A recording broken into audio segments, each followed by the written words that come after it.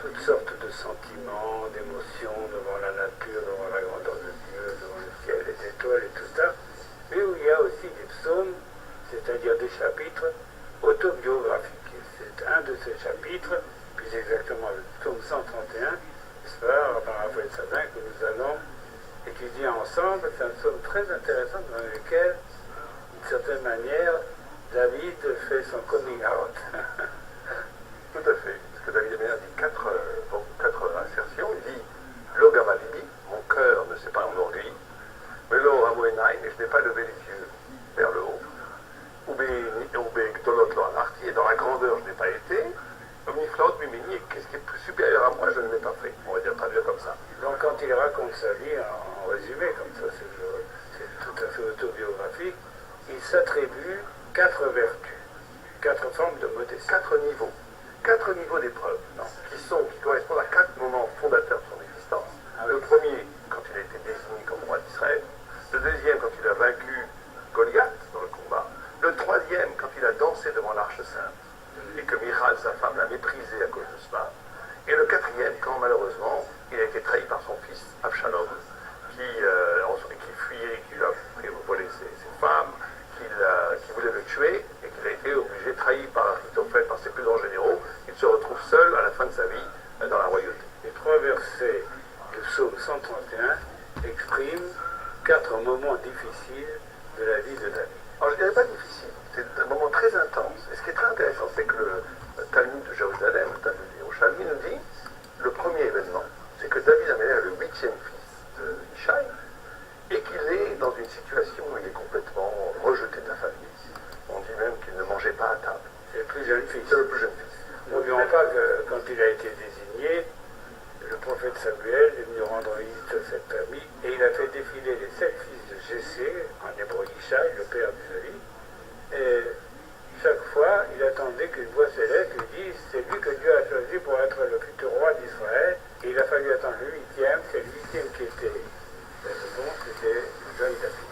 Alors justement, c'est très intéressant, parce que Ishaï, le père de David, considérait que David n'était même pas son fils.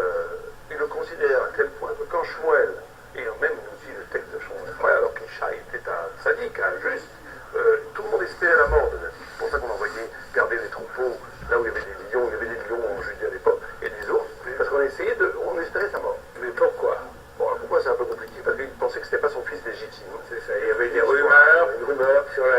Il pensait que ce n'était pas son fils légitime, que c'était un bâtard. Oui. Bon. Et donc, imaginez un garçon qui naît, qui grandit dans une famille où son père désire sa mort, et où son père n'est pas méchant, son père est un grand saint, et il désire sa mort. Et lui, David, se tient dans les bras de Dieu. C'est ce qu'il dit dans ce psaume qui est magnifique. Je suis comme un nourrisson dans les bras de sa mère. Vous vous rendez compte? Exactement. David est un homme mûr, il est le roi d'Israël, et il se considère comme un nourrisson dans les bras de sa mère, c'est-à-dire dans les bras de Dieu. Exactement. Et alors, premier événement extraordinaire, fondateur de son existence, c'est que, comme vous l'avez précisé très justement, Samuel, le prophète Samuel, arrive à Bethléem, il y a un grand témoin dans le village. Il y a eu, c'est le prophète, Le prophète, exactement. Et il va dans la maison de Ishaï et dit Dieu a désigné un de tes fils roi d'Israël. Et on lui présente Eliav, qui est le frère aîné, qui est magnifique, de maître, les yeux magnifiques, un grand balèze, un grand sadique, un juste, un grand de la Torah. Et il dit c'est lui. Et Dieu dit les yeux du prophète, même les prophètes ne sont pas comme les yeux de Dieu. Tu vois l'écorce des choses. Il dit une phrase magnifique, car l'homme juge d'après le regard et Dieu juge d'après le cœur. Donc c'est pas parce que ton regard te dit ce grand balèze, c'est seulement le futur roi. Mais c'est sûrement plus que cela. Je pense que Dieu avait une grâce. Oui, c'est ça.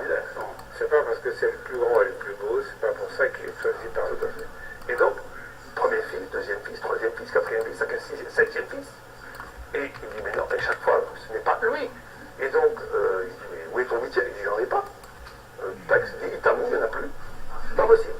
Dieu a dit qu'un de tes fils était le roi d'Israël. Or, ces 7-là ne sont pas le roi d'Israël, donc il y en a un huitième. Il est peut-être David, mais bon, il ne veut pas dire qu'il croit que c'est la J'ai rencontré David ne Gratia, bouge pas, il ne ramène pas donc sinon j'aurais été là. on a une David et il est nommé Et roi alors d'Israël. Et à ce moment-là, il dit, l'Ogavadini. Rendez-vous compte ce que ça veut dire. Imaginez quelqu'un qui a vécu toute sa vie méprisé, rejeté de la société, méprisé par sa propre famille. Tout d'un coup, quand je me suis offert non seulement le roi d'Israël, c'est le Oh roi, là là, c'est des l'ancêtre pantoufles. aussi. 10 shekels. C'est la Ah ouais, ça fait, ouais, c'est le même prix qu'en pas Chine. une pulsation cardiaque, aucune émotion, il accepte. Et là, on Mais a ça, quelque chose d'extraordinaire. C'est qu'il c'est dit, pour premier le niveau petit. d'épreuve. Oh, elle va être contente. J'ai pas trouvé la balle que je voulais, mais j'ai C'est pris normal, ça. il n'y a rien fait pour. C'est Et Dieu qui a dédié. C'est pour Guidon et Martin. ouais, ça c'est pour les filles demain On ne peut soir. pas être dit, sans le regarder. Ça c'est Que le rapport avec Dieu doit être plus fort. Pour Guidon. je lui donne avec Que du l'entourage Kinder. Et c'est le premier enseignement que David nous enseigne. Mais David, j'ai Donc toujours ça, c'est considéré pour- comme petit, même si tu es petit à tes Pour yeux. les petites. Demain je ferai les macarons demain matin. Comment? Demain matin je ferai les macarons. Ouais, tout à fait. Cette humilité, on va la retrouver dans le combat avec Goliath. Deuxième épreuve. C'est le deuxième verset. Oui, là c'est le deuxième verset où il dit Lo Ramo Enaim, je n'ai pas élevé mon regard. Alors là, il se passe quelque chose d'extraordinaire. Vous savez, à l'époque, vous avez 100 000 Philistins sur la montagne qui veulent se battre contre le peuple juif. À peu près 10 à 20 000 soldats d'Israël. Et à l'époque, ils étaient plus intelligents qu'aujourd'hui. Ils se sont dit, au lieu de se faire des guerres, ils savaient très bien que les guerriers d'Israël étaient des guerriers merveilleux, très très forts. C'est que, contrairement à depuis le Moyen-Âge où le juif a une image un peu comme ça, pas très combattant, les guerriers juifs étaient très prisés dans l'Antiquité. C'était des mercenaires qui étaient pris même par des autres peuples, ils étaient payés. C'était des grands guerriers. Et donc il se dit, au lieu de s'entregorger, prenez votre héros. Et nous, on prend notre héros. Nous savons que la victoire est donnée, nous, on se dit par Dieu. Les peuples païens disaient, les dieux, ils savaient que des forces supérieures Voilà, on vont va donner la victoire, on va économiser des morts. On va désigner deux champions et celui qui gagnera, son peuple aura gagné la guerre. Exactement. Si les guerres aujourd'hui se passaient comme ça se C'est passerait. merveilleux. Il dit, si vous gagnez, on sera vos esclaves, et si vous nous gagnez, et si on vous gagne, vous serez nos esclaves. D'accord, on signe le contrat avec avocat, notaire, tout ce qu'il faut. Tout d'un coup, à Paris, il n'avait pas prévu Goliath. Il faisait à peu près 2,70 m, musclé de façon incroyable. Il avait des casques assis, une armure impénétrable. Il était d'une puissance aussi, d'une vélocité. On dit qu'il avait l'art de la guerre. C'est Terminator. Terminator. Il avance devant 100 000 soldats qui hurlent derrière lui. Et là, stupeur dans le camp d'Israël. Même le plus grand héros d'Israël disent, on peut pas, on y va, on va se faire massacrer. Personne ne veut y aller. Là, ça me fait rire. Il regarde quoi, c'est ça que vous... Attendez, ça c'est après. Et tout d'un coup, David va voir Saül, qui est le roi d'Israël, et lui dit, moi je veux. J'y vais. Il dit, mais tu es un peu jeune homme de 17 ans, un djinji, un petit rouquin comme toi, tu connais pas l'art de la guerre. Il dit, oui, mais moi, mon père m'a envoyé chasser, de garder les troupeaux, j'ai combattu des lions, j'ai vaincu des lions et des loups. Bon, on lui met une sorte vous savez, on lui met sur la tête un casque, qui était le casque de la royauté, qui lui va parfaitement, d'où d'ailleurs encore une fois un vol non cité. Vous savez, toute la légende du Graal, avec l'épée de Lancelot, ça vient de la Torah. Bon, mais lui, il enlève l'armure. Il dit, je ne veux pas. J'ai pas besoin de ça. Moi, je vais combattre à main nue pratiquement. Aman, il va avec un bâton et 3-4 cailloux. Il écrit le nom de Dieu sur les cailloux, Yudke Vavke, Il a écrit le nom de l'Éternel. de l'Éternel. Et il le voit arriver, Goliath, il dit, mais vous rigolez, c'est ça que vous m'envoyez. Il y a 40 jours d'attente, où les Philistins se moquaient des Juifs. Alors il est où votre héros? Et vous m'envoyez ça à la fin.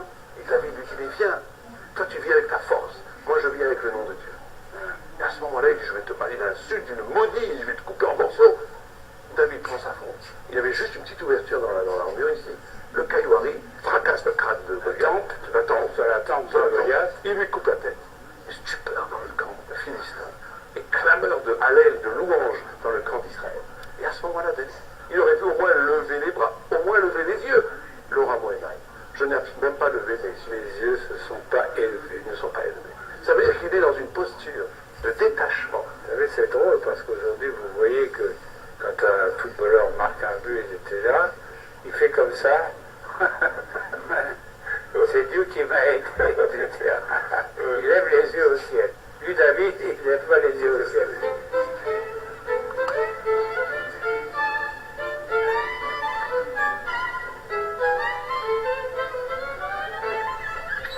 Troisième niveau, où David Améler, là, et c'est plus compliqué, il veut que Jérusalem devienne la capitale d'Israël, et il veut installer le temple à Jérusalem. Dieu lui dit, tu ne peux pas construire le temple, parce que tes mains ont du sang, tu as fait la guerre, ton fils le fera, et tu peux faire venir l'Arche Sainte déjà à Jérusalem. L'Arche Sainte arrive à Jérusalem, et David, comme un fou, oublie sa royauté, danse devant l'Arche Sainte, et sa femme Michal le méprise, dit, c'est pas un roi ça qui se laisse aller à des danses absolument libéré, le corps complètement livré à l'euphorie de l'amour de Dieu, ce n'est pas respectueux pour un roi. Oui, c'est une scène célèbre, d'ailleurs, il y a un grand poème qui a été écrit en France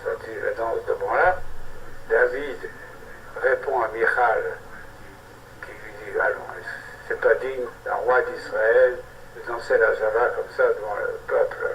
Et David lui dit, mais je m'abaisserai encore davantage, s'il le faut, devant Dieu, je suis tout petit. C'est assez extraordinaire, et c'est assez triste d'ailleurs, parce que la Bible nous dit que Michal n'a pas eu d'enfant, avec David, a été maudite parce qu'elle a osé critiquer David de s'être donné en spectacle. Et là, David ne tombe pas dans ce... Oui, il dit, d'abord, je me suis tué, et puis il dit aussi, j'étais comme un nourrisson sur le sein de sa mère.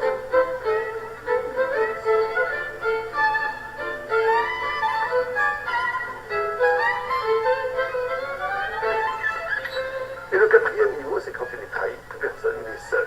L'armée le poursuit pour le tuer. Et à un moment donné, il est maudit par Shimon ben Gera, et un de ses généraux veut le tuer. Il dit non, mais ceci, je suis insulté, c'est que c'est Dieu le veut. Ça, c'est le plus haut niveau. Même dans le désarroi, dans la déchéance, il ne remet rien dans ses signes. Alors il faut comprendre que David est chassé par son fils Absalom, il court les routes, il dit, il faut accepter le sarcasme. Que ce soit les grands bonheurs ou les grands malheurs, je ne réagis pas. Vous savez que la théorie stoïcienne, qui est reprise, qui est contemporaine du bouddhisme, ou dans le bouddhisme aussi, il y a cette idée d'un non-investissement, que le malheur, tout ce qui ne dépend pas de ma volonté, je n'y prête pas attention. La douleur est une douleur, si j'accepte, c'est une douleur. Oui, il y a ce célèbre proverbe, douleur, aussi grande que tu sois, je ne dirai jamais que tu m'atteins. Exactement. Et donc, on voit dans le Talmud qu'il y a une critique du stoïcisme, puisqu'on dit que, quand l'homme est créé, il y a deux yuds. Et on dit, c'est quoi ces deux yuds? Une faute d'orthographe dans la Torah, il y a deux yuds. C'est quoi ces deux yuds? On dit, il y a plein d'explications, le bien, le mal, l'homme, la femme, le haut, le bas. Mais il y a une explication, c'est que c'est deux oi, deux cris, une sorte de déchirement. L'homme ne serait pas dans une attitude paisible, stoïcienne, il serait toujours déchiré entre son humanité et sa divinité. Et donc l'homme est perturbé. C'est un peu ce que dit Platon, quand il compare l'homme à un quadrige avec 4 chevaux, 2 qui tirent à droite, 2 qui tirent à gauche. L'homme, il est tiré à U et à Via par ces deux instincts. C'est pour ça que le mot créateur d'Adam dans la Bible a 2 lettres pour nous dire que l'homme est toujours double. Mais il faut que ce stoïcisme par rapport à l'horizontale laisse ouverte une inquiétude verticale. Le Talmud dit les justes aspirent à la quiétude, à la paix, mais je ne leur donnerai pas la paix, il faut qu'ils soient toujours dans un combat perpétuel jusqu'à la mort et certainement même après la mort, même dans le monde futur, pour grandir et s'approcher de l'infini.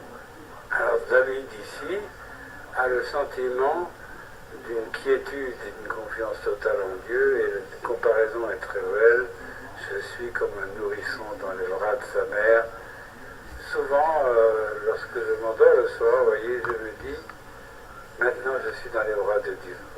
Dieu est ma mère, et je me retrouve comme David, une âme d'enfant. Je crois que c'est un sentiment que beaucoup de gens peuvent partager. Merci Romain Raphaël Sada.